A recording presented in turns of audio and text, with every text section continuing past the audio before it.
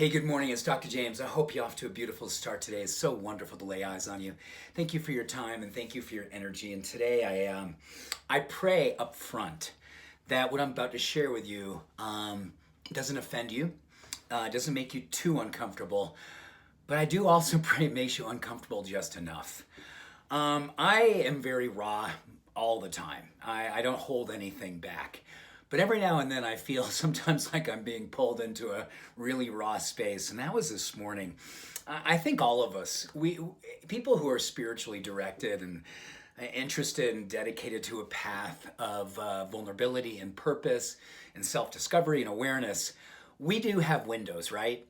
We all have windows. These windows that we go into and go, whoa, I'm especially raw. I'm especially feeling vulnerable.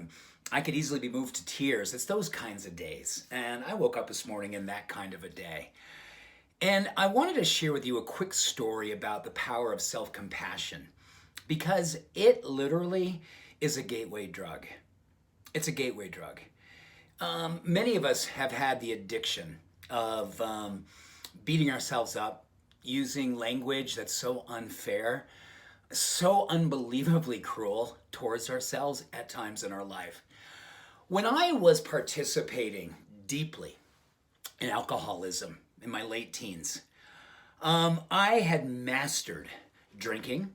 I had mastered beating myself up every single morning, waking up after drinking to an excess, hungover, dark, unmercifully finding something wrong with myself.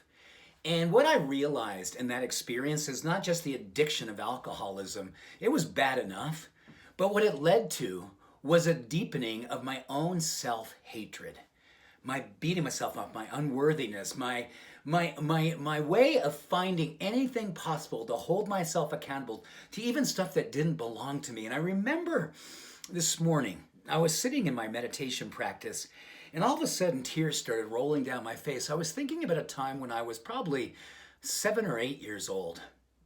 And my dad had moved out. And my dad, every now and then, because it was always unpredictable, he was supposed to come every Saturday to pick me up and take me out and spend time with his son. And I was set in a certain window in my house.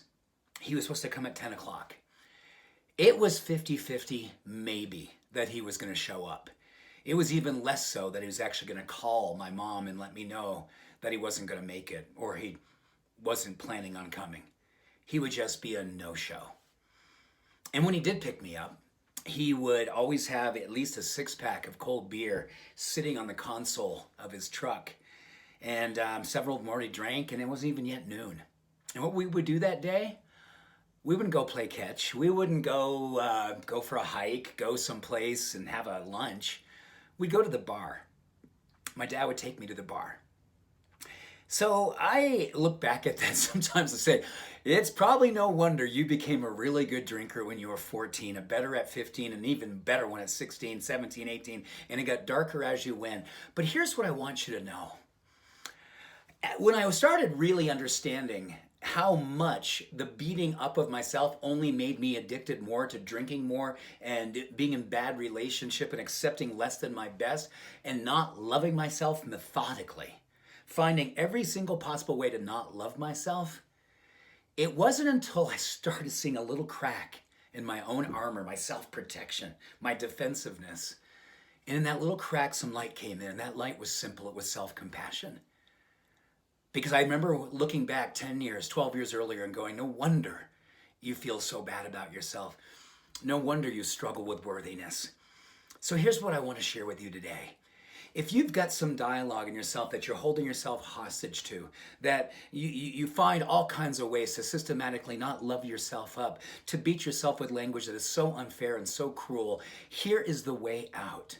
Find something inside of yourself and love on it. Bring some compassion, because what I'm realizing is through science and through this practice that self-compassion is the new gateway drug.